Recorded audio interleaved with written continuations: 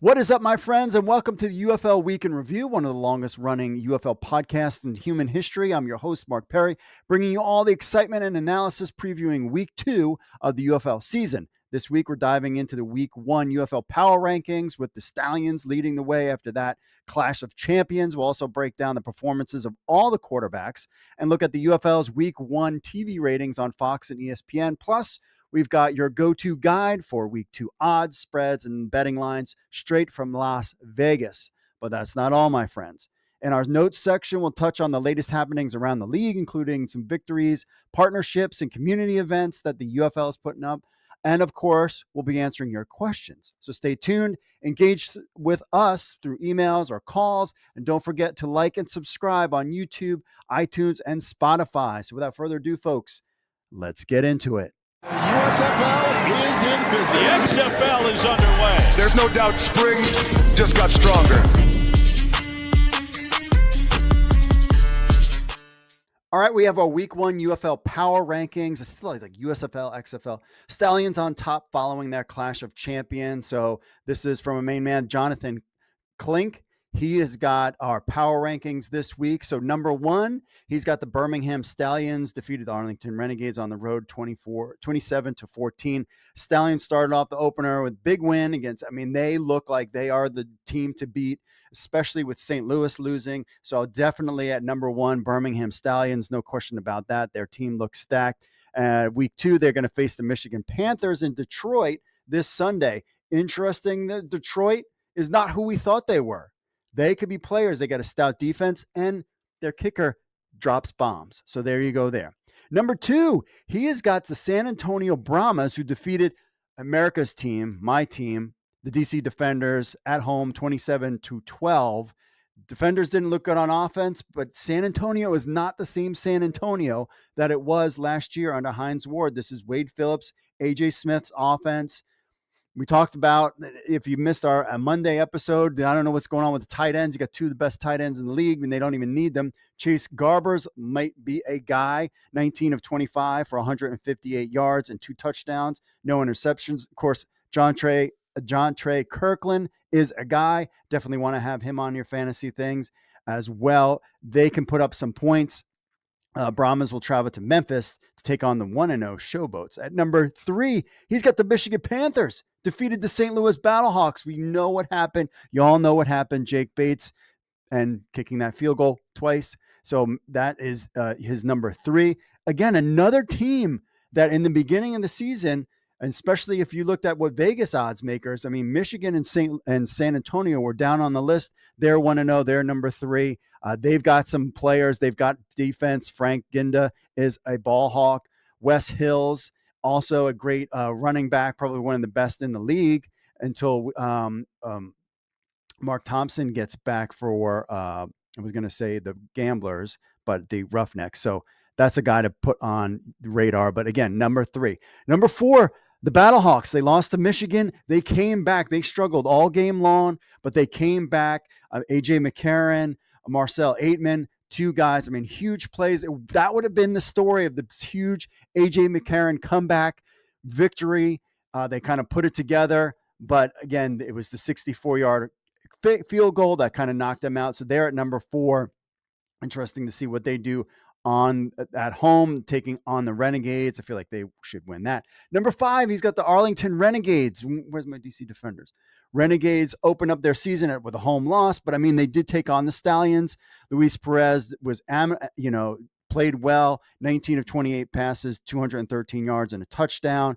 But they just kind of didn't really get things going. Leedy Brown was the rusher as a Devon Smith. They kind of split carries there. We'll see what happens there. They have a good defense, but the Stallions are just too much on these Stallions. So here's the thing. The Renegades will now travel to St. Louis to take on the Battlehawks. That is going to be a tough show there. We'll see how they handle that. Is Birmingham really that good, or is it the Renegades are potentially that bad? Remember, I know they won the championship, but they were 4-6 last year. Memphis Showboats. Oh, and this is kind of a revenge game. Really, the going up against St. Louis, they should be pissed that they weren't in the championship game last year or in the playoffs.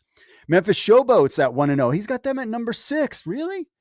They defeated Houston on the road, 18-12. This was kind of a meh. Case Cookus is one of my guys that I like, was pressured on 15 of his dropbacks. He was hit 11 times, was dealing with injuries and portions of last season. Their protection was an issue there. 23 of 40, 204 yards and a touchdown. I like Chase Cook. Hopefully, Chase Cookus is one of my guys this year to keep an eye on. But again, I mean, no running game from Darius Victor at all. That didn't happen. So we'll see what happens there. Showboats will take on the San Antonio Brahmas this Saturday. America's team, my DC Defenders, they lost to San Antonio. Their offense didn't look that great. They have a stacked defense. I'm not concerned. We will see what happens. I mean, Jordan Ta'amu, 25 of 45, 235 yards and an interception that came late in the game. But one of the things he talked about is offensive line. Is that going to be a problem? We will see. And in the running game, without Abram Smith, Cameron Harris rushed 8 times for 21 yards. It was a struggle. There could be other guys coming back in. We'll have to kind of see. But Matt McCrane is a great kicker. So we'll see there. Again, they're taking them on Sunday. I will be there. My wife will be there. And as we host, the Beer Snake returns, Houston Roughnecks, and the team that I thought was probably going to be at the bottom of the list, Houston Roughnecks, 0-1. He's got them at number 8. They lost to Memphis at home. I'm just really Jake Guantanamo demonstrated significant ability. He looked not bad. I don't have really a problem with any of the quarterbacks. I'm just not high on Houston's team at all. But there you have it. His power rankings. We'll go through them quick one last time. He's got number 1, Birmingham Stallions, who I think will be there. San Antonio Brahmas, number 2. Very interesting there. Michigan Panthers at 3. St. Louis Battlehawks at 4 at 0-1, but they're with the Battlehawks. Arlington at 5. Then he's got Memphis Showboats at 6. DC Defenders at 7. Yikes. And then Houston Roughnecks at number 8. Let us know what you think of these power rankings in the comments. We have our quarterback rankings of the UFL after week 1. This is main man Aaron checking in. He's got all sorts of things here. So let's take a breakdown. This is going to help you with your DFS picks, fantasy picks. But here are his quarterback rankings. First, he's got Chase Garbers at number 1, San Antonio Brahmas. Completely surprised all of us. Beat out Quentin Dormandy. He's in AJ Smith's offense. All wins there. He earned a quarterback rating of 155.5. He looked great. He could run the ball, 2 touchdowns, and added a rushing touchdown at goal line. And, of course, they upset the DC Defenders. He's got him at number 1. Number 2, A.J. McCarron. He had earned a quarterback rating of 131.7. They came back at the end. I think they will put things together. A.J. McCarron is definitely a guy, one of the top quarterbacks in the league, no question. Matt Carroll. Most fans expected the Stallions to continue their dominance after winning back-to-back champions. The only question was, what about their quarterback? Matt Carroll was the first quarterback allowed to lead the Stallions offense, and he responded, earning a QB rating of 143.7, 12 of 21, 200 yards, 1 touchdown, 1 interception, ran the ball 4 times for 25 yards, did what he had to do. Team won the game. He didn't need to throw up crazy numbers. A lot of these guys, the quarterbacks, if you noticed in the league, they can run. A lot of these guys can run, even except for A.J. McCarron, but a lot of these guys can run, which is, that's kind of how the game has evolved. Number 5, Jarrett Guarantano, the Houston Roughnecks, plays better than his supporting cast. The offense struggled, but he got 138.99, 16 of 21 for 157 yards, ran the ball twice for 22. He's got him at number 4, Luis Perez. The stable Luis Perez. I mean, he's got the championship. If this league succeeds, I would assume and then let's see 10, 20 years down the line when they start having Hall of Fames, hopefully myself and some other dignitaries within the media might make it for the media wing of things. That would be kind of cool. But Luis Perez, I mean, champion. He's played in all the leagues, 19 of 28, 214 yards and touchdown. Ran the ball for 6 yards on 2 rushing attempts. Again, another guy that's not going to run a lot, but still efficient, knows the system. They play well together. It's really going to be interesting to see Arlington, how they do this year with Luis Perez at the helm for a full season. Case Cookus, a guy that I was very high on, but I'm a little concerned about their offensive line. He had a 104.6, 23 of 40 passes, 209 yards. It's just that offensive line. I think he will get things going. I'm confident in Case Cookus as long as he can stay healthy. I think he can move up the list. And of course, number 7, Jordan Tamu, Offensive Player of the Year. We were all surprised how they didn't play very well. Again, they lost some of the wide receivers. They lost Abram Smith. Hopefully this weekend they can turn around. He's got Tamu at number 7 and EJ Perry, Michigan Panthers, rounds it out at 8 for the Michigan Panthers. But none of these quarterbacks you were like, they suck. They're terrible. To me, all the quarterback play was good. One of the worries for any of these teams is definitely something that we've noticed and during these games was the offensive line play for some of these teams. And we know how premium it is to get good offensive linemen, because as soon as you get one, they're moving right to the NFL. Let us know what you think of these quarterback rankings after week 1 in the comments. All right, we've got our week 1 TV ratings from Fox and ESPN. Thanks, of course, to who else? Mike Mitchell getting the numbers first. So Saturday, Birmingham Stallions versus Arlington Renegades, 1 p.m. on Fox, 1.181 million viewers. We thought 800,000 was what Mike Mitchell predicted. I was kind of around that same boat too. 1.1 million during the peak. Viewership reached 1.349 million between 3:30 and 3:45. And that game was kind of lopsided there towards the end. So Birmingham won that one. St. Louis Battlehawks, Michigan Panthers, 4 p.m. on Fox as well. They got the doubleheader. We all know about Jake Bates' kick. 1.349 million. Peak viewership for the game was 1.689 million between 6:45 and 7. And I believe that was kind of towards the end, which was getting really exciting. So, I mean, those alone on Fox, and it shows you the importance of having these games on over-the-air television versus hidden on cable. I mean, the only thing better than this maybe is streaming on something like a Netflix, which has got a gazillion, or Amazon Prime, maybe, but not this league, not this early yet, I think. I still think this is probably the best thing. Sunday, March 31st, DC Defenders, America's team, versus the San Antonio Brahmas. That was at noon. Viewership was 960,000. Again, the numbers will always be less on ESPN and FS1.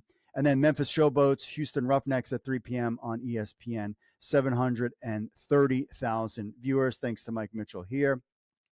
So we have all that stuff. Fox then came out with this kind of press release talking about 1.349 million viewers watched Jake Bates nail that 64-yard field goal, up 46% from last year's broadcast network average of 865,000. You're kind of playing around with the numbers there. What was the, kickoff last year from the USFL? But I get it, averaging them together, viewership for regular season games. This was the first weekend, but it was good. And that was kind of where Mike was having at 865,000. Champion versus champion, 1.181 million viewers watched the two-time, of course. That up 37% from last year's broadcast network averages of 865. Again, viewers, Fox and ABC and all that stuff. Week 2, of course, has the Houston Roughnecks at DC Defenders, which I will be there. That's what they put out. ESPN put out their own thing, peaked at 1.13 million during the 115-130 game against the Brahmas DC Defenders. So they hit over a million, averaged 847,000. And then versus the XFL regular season average on linear platforms, up 37%. Also, we wanted to show you, so if you go to UFL News Hub and you go click on the schedule, any schedule from any team, not only, and it looks better, it's because we got a bigger screen here on your PC, but even on your phone, if you scroll down, you have the results, you've got the venue, you got the network, the spread, the under, attendance, and rating. So the Arlington-Birmingham game, the home team, of course, was Arlington, 14,153. I thought that was a good number. Michigan home game, 9,444. I feel like last year they were getting like 2,000 or 3,000. So that was an improvement. San Antonio Brahmas, would love to see them in the 20s, but they got 13,164. And then, of course, the Houston Roughnecks got 9,157. Hearing that Michigan, because of that win, garnered a lot of interest, and same with San Antonio Brahmas. A winning team helps, and that was getting a lot of interest there. So those are the attendance numbers for this week. This weekend's games, we got we have home openers for Memphis, St. Louis. Michigan is playing their back-to-back home games, and then of course America's team, DC Defenders. Memphis at San Antonio is at 12 on ESPN. Then St. Louis Battlehawks at 8 p.m. on Arlington. I think that is a great time slot to put St. Louis on prime time at night on ABC. Again, I don't have, and Memphis at San Antonio.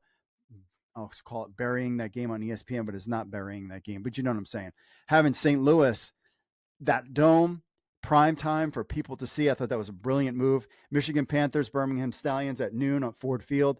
ESPN, great spot for that. And then, of course, then you have DC Defenders at Houston Roughnecks, 4 p.m., a little bit later on in the day. People are starting to chill. It's going to be on Fox, and it will be on DC. So you have basically the two top attendance teams in St. Louis. DC will be rocking. I will be there at the 4:00 game as well. So that should be a good thing. It'll be really interesting to see. Don't expect the same viewership numbers. I think attendance will be up. I think Showboats with their home opener I'm very curious to see how they do. Are they going to get into that 9,000 range? That would be great. St. Louis, could they break a record? Michigan Panthers, after that huge win, back-to-back games, you don't have the Easter Sunday weekend kind of thing going on. Do they improve off of that 9,000? What I'm hearing is that, yes, they will improve off of that. And then your DC Defenders will show out there. So no fear of that. So let us know in the comments. Make sure you like and subscribe to this channel. We've got all the latest news every week on about the UFL. Been covering spring football since 2018. So also let us know, what is your reaction to the attendance numbers and rating numbers? Let us know in the comments. All right, let's get into our gambling. If you watched the recap show on Monday, you could see how we did. Let's focus now on week 2 betting odds. Of course, we have the games here. All the odds are on our website. Brahmas at Showboats, Arlington at Battlehawks, Birmingham at Michigan, and of course, Houston Roughnecks at DC Defenders. Let's break it down. My picks. So for week 2, in my fancy graphic sheet here, Google Doc, San Antonio Brahma at Memphis Showboats. Showboats get their first home game. That's Saturday, April 6th at noon. I've got San Antonio 1.5 for San Antonio point spread. I think they will beat that. I think San Antonio is a team. I also want to preference under for all the games. This one I am a little concerned about. I am going under on all the games, just like I did last week, and we won. We'll get into that in a second. Money line, I've got San Antonio. I think San Antonio can win. I think they are our team. Memphis, I'm a little concerned about their offensive line. San Antonio, Wade Phillips has got defense. AJ Smith is the calling the plays. I think they can take this. This game will be on ESPN. Arlington Renegades at St. Louis Battlehawks. The first game at the Battle Dome. Call is apparently the law, and this is a kind of a revenge game. It really is, because St. Louis wanted to be in the playoffs. Saturday at 8 p.m. This is on prime time. I think this is a great slot for this game with that crowd being large. I'm all super excited about it. St. Louis -4. I'm still taking them. I think they'll cover that spread easily. Sticking with the under, and St. Louis is going to get the win. And this game is also on ABC. I mean, I would be really curious to see what the ratings are for that on a primetime game, but that is a good spot. Game 3, Birmingham Stallions at Michigan Panthers. Michigan Panthers. This is Sunday, April at noon as well. I've got the Birmingham covering the spread 6.5. I've got the under, Birmingham winning it. I am just concerned. I don't know. I'm not sure about the Michigan Panthers just yet. I am not sure about them. But the Stallions, I think, are legitimately the top team in the league. I think they're going to roll on Michigan, but I was totally wrong because I thought St. Louis would.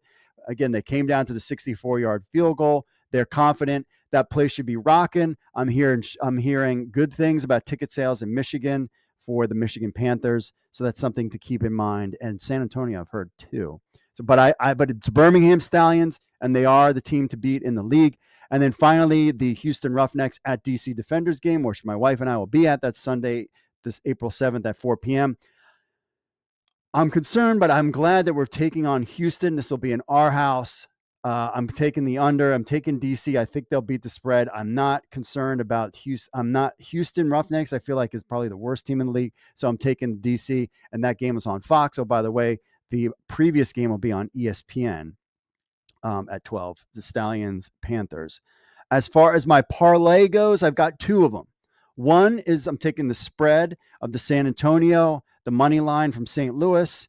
And then Houston at DC, I'm taking the under. I don't think 41, I think, is being generous. If you look back in the past, even week 2, I was looking at week 2 stats from the XFL, and you could see that they weren't huge numbers. So I think that's where I was kind of thinking with that. We also, looking at last week's games, we have on our schedule. I actually have to put these point spreads in now that I just saw this. But you have our schedule. You've got last week's over-under and the scores and attendance and ratings, everything on our schedule. So you can see that. So you could see kind of where the scores are even last week. So not only we're paying, so that $2 pays out $10.41 on Mark's parlay of the week. Maybe we should we should give it a name, fun name or something like that. Maybe name it after Finn the dog, Finn's parlay. We'll call it that. And then Finn can be on. But even though it's me picking, but Finn's parlay. How about let's do all capitals? Finn's parlay. So Finn's parlay of the week, the spread, we've talked about it. San Antonio, I think that's not going to be a problem. The money line, we got St. Louis with the win. I really think they will win. I would be stunned if they lost at home. Houston and DC, and I've got the under because I don't think that's going to happen. All my unders, which if I had done last week, I didn't even think, since they were all unders, I didn't think about picking them. All unders, $2 pays $26.56 on a $2 bet. So those are my two parlays for the week. So I want to just talk about that. Then on to our DFS stuff.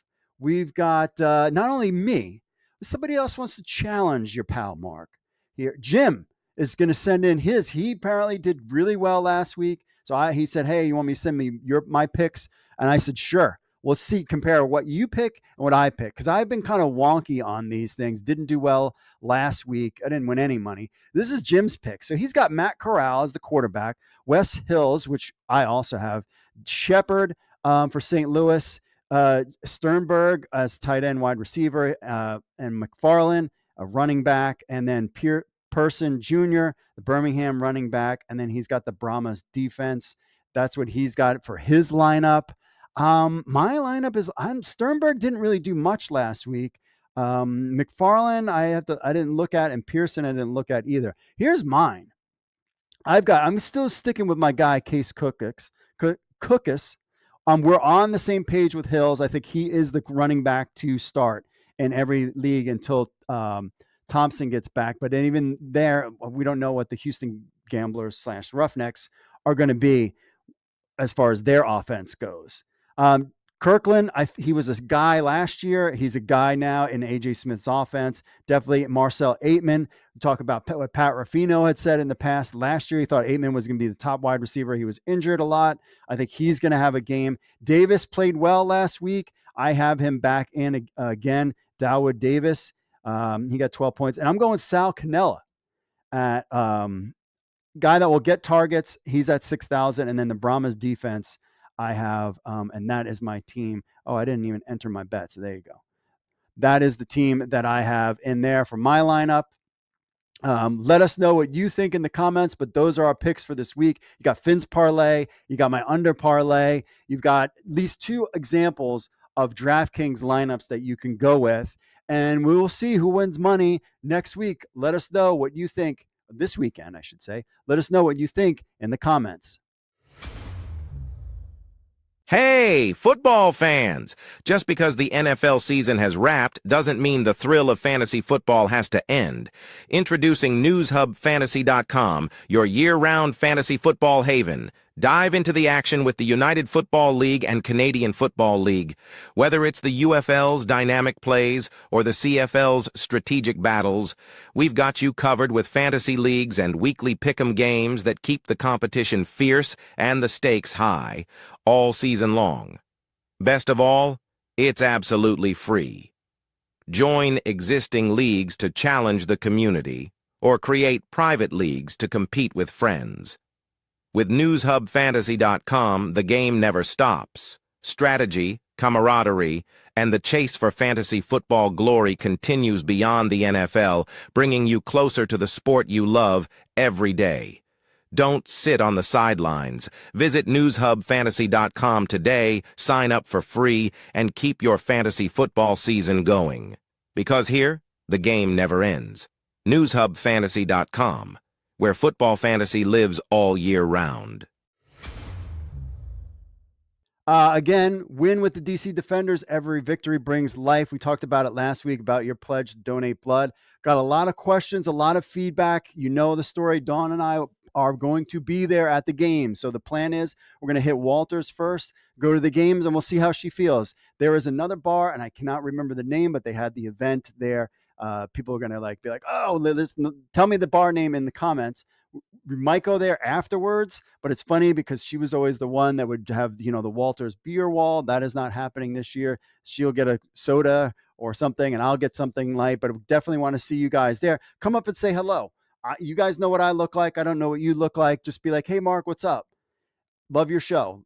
Don't like your show. I'd rather talk to your wife than you. Whatever you want to do, but just come up and say hello. We really appreciate that, and appreciate everybody really getting involved. We had the vote this week. Yes, a couple things. Yes, of course I used AI to make these images because that's free. But I fixed them. The two of them had 2 F's in it, the 3 and 4. But so far, I would tell you number 2 and number 4 are the ones that are kind of leading the way. So those are kind of the two. Let us know in the comments. Still voting. We'll have probably this weekend, we will have the winner announced, and we'll announce the winner on Monday's program. We'll do that there, that recap. But yes, I will be at the game along with my wife. And hey, DC, you need to win. If you win, I'm going to book that Monday. I'll probably do it live on the program, booking my time to donate blood, because that will be my first. Remember, you can only do it 6 times a year. DC only has 5 home games. So DC, you need to win so we could give some blood. But remember, if you want to be part of this, it's really simple. There's 3 levels. You donate just once during the season, you get the Defenders for Life sticker. 2, you do it at the beginning of the season, and at the end of the season, we'll send you some Defenders for Life socks. And number 3, if you do commit to every DC Defenders home win or your team's home win, that's fine. It is open to you. If you want to do your home team's wins and donate every time, we'll send you a Defenders for Life t-shirt. So that's very exciting. We've got all questions answered, all this kind of stuff. A lot of things have come up, like platelet donations. Yeah, they count too. You don't have to be a DC Defenders fan. So we appreciate that. And we'll see you at the game on Sunday. Now, hey, some Jake Bates. Did you hear about this? 64-yard field goal draws interest from several NFL teams, including the Detroit Lions. So, of course, we know that was kind of a thing out there. That was people were talking about that. Bates has gotten some interest in NFL teams, just to name a few. The Detroit Lions, I think, were one of them. There was others as well. So we've got a full article on UFL News Hub from a main man, Jonathan, about that. So stay tuned. Check that out. Congratulations to him. Memphis Showboats. Where's my boatman? Is that what we're calling? I know the Argo fans will get mad. Is it the boatman? Is that your guy? Is that your guy's thing? Where's your Memphis Showboats fan? If I didn't have my DC Defenders team, I would my Memphis Showboats would be my team. I would definitely be rocking the hat, all sorts of kind of stuff. I would show up in a tie with my captain's hat, all that stuff. So they're having a home opener pep rally Friday, April 5th from 4 to 5:30 at Handy Park on Beale. So they're going to have fun for games, player autographs, special giveaways. $10 special ticket home offer. So that there is a link you can go to, I think, to get the tickets there. But so Showboats, we know all about them. But yeah, so the mascot Skipper will be there 4 to 5:30 on Friday at Handy Park on Beale. You Memphisan people know what I'm talking about. I have no idea what they're talking about. Also, just a little thing, UFL PA is out there, partnership with On Rise Care, Atella Health, provider agrees to partner for the mental health of UFL players. So the union now has some kind of mental health kind of thing from this company On Rise. Thought that was cool. I mean, again, adding new partners is a good thing throughout the season. And the UFLPA is doing things behind the scenes, helping out the players. That's always a good thing. Also wanted to say a couple things. Let's get into our viewer emails. But the News Hub Fantasy site, of course, is doing well. So much different than last year. So leagues are still forming now. You can still play. Things are looking good. Don't know what's going on with the UFL's API, but we'll find out. I have a feeling that we're not going to get one, is my concern.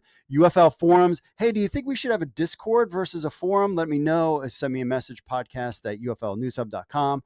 And that was the other thing. The UFL News Hub mobile app is live, created by yours truly. It's only on Android. It's at the Android store.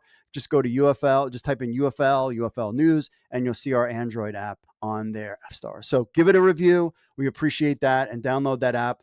And we will add more features and stuff as the season goes on. Once we kind of stabilize everything with the fantasy site, then we'll be working on that as well. All right, let's see here. To the emails. John checks in. He says, I can't donate blood. Is there a way I can make a financial donation to your wife's treatment? I know cancer and it's expensive.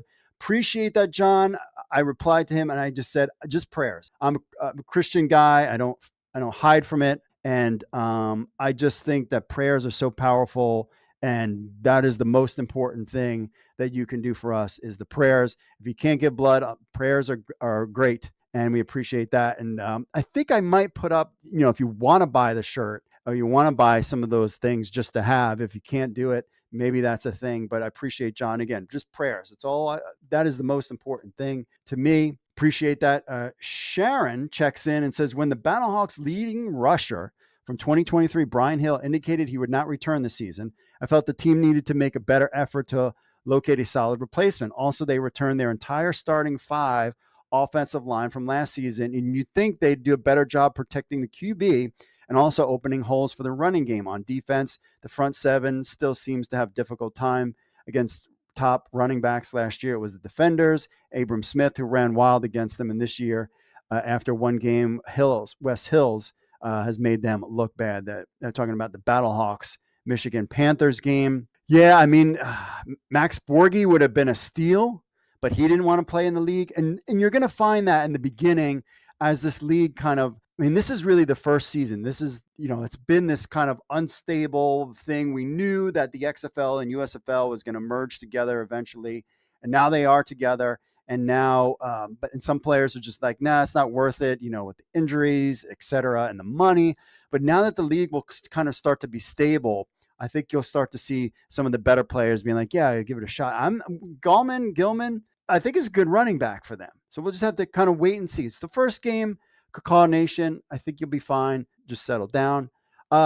Shimmy says, talking about UFL football. He says, I'm all about alt football from the mid-60s professional football leagues of America to the Continental Football League, WFL, LAF, original USFL, current USFL, AAF, CFL, and any of the XFLs, UFLs, etc. Why is there not information on the current 2024 UFL rosters? There is on our site and there is on the UFL site. Why is the box score?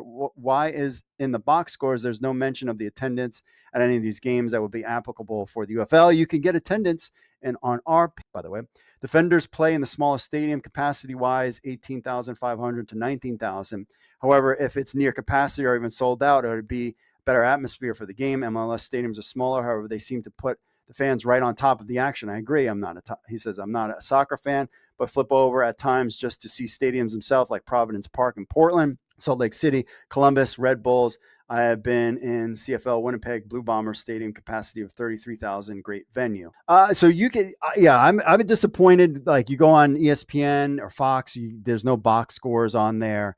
I really hope ESPN has the box scores on there. You can get the stats on our site, and you can also get stats on, but not the full box score, which not the full with the defense and everything. We don't have that. But yeah, I wish like ESPN, I don't understand why they don't have better box scores. And I agree with you that MLS stadiums are better when it comes to comes to the games. I mean, we've seen it with DC. I just know that there's people within the UFL that are not fans of playing in soccer stadium for whatever reason. Don checking in says, could call my friends, so much to unpack from last week's episode of the podcast and a full weekend of football.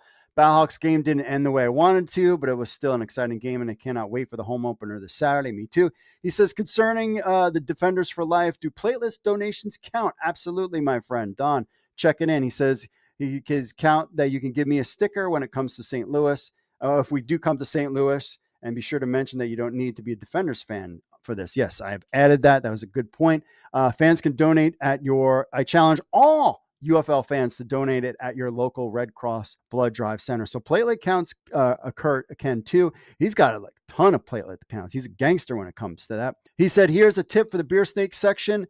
Donate blood before the game and get a cheaper buzz. Didn't even think of that. Did not even think of that. But only do this if you had a designated driver. Very being responsible. His votes are 2, 4, 1, and 3. Again, in that order. I think 2 and 4 are the thing. Finally, to answer the question of the week, who will win the championship? Let's see. He's not sure. Heck, let's be a fan, hometown fanboy, Battlehawks all the way. Could call. Shocker that he says this again. I've said, and I call Nation. It's not that I don't respect Cacao Nation. My thing is, I believe what's best for the league is to have St. Louis, Birmingham in the championship game.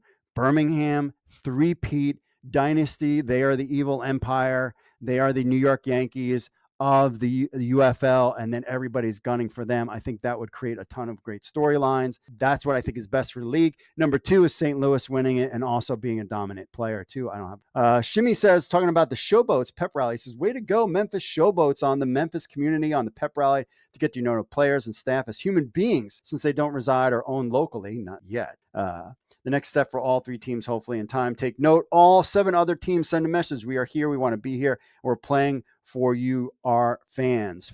So, yeah, he's talking about the pep rally that Memphis Showboats is doing. Haven't heard anything about DC or St. Louis or any of these other places doing anything, but I did think that is a great idea to have that as well. And, all right, that's it for our messages. Let's get to a phone call. What's up, Marky Mark? Bismarck, North Dakota. How's it going? This is James Nesner calling in. I hope you're doing well. I just want to give my thoughts on the opening of the brand new United Football League season. So I thought overall play was really good. I thought ratings were really good. I still have a problem with how the new league calculates its ratings because all of the ESPN games are on ESPN Plus, and I don't have access to ESPN, so I watch all the games on ESPN Plus. And so I feel like the full ratings for the ESPN games aren't reflected in the ratings because streaming numbers aren't included. So I wish, I hope, and pray every week when those ratings come out that they include those ESPN Plus numbers. It must be something internally because I know plenty of people, including myself, who exclusively watch those games on ESPN Plus because we don't have cable and we don't have the regular ESPN channels. So our viewership should count too. Thanks for doing this. Thanks for keeping us updated on this new league now. Hopefully this is the last league you have to cover. Hopefully we can have a million more seasons, and this league helps guys accomplish their dreams. And we don't have to worry about any other hiccups, mergers, anything else. Thanks, Mark. God bless.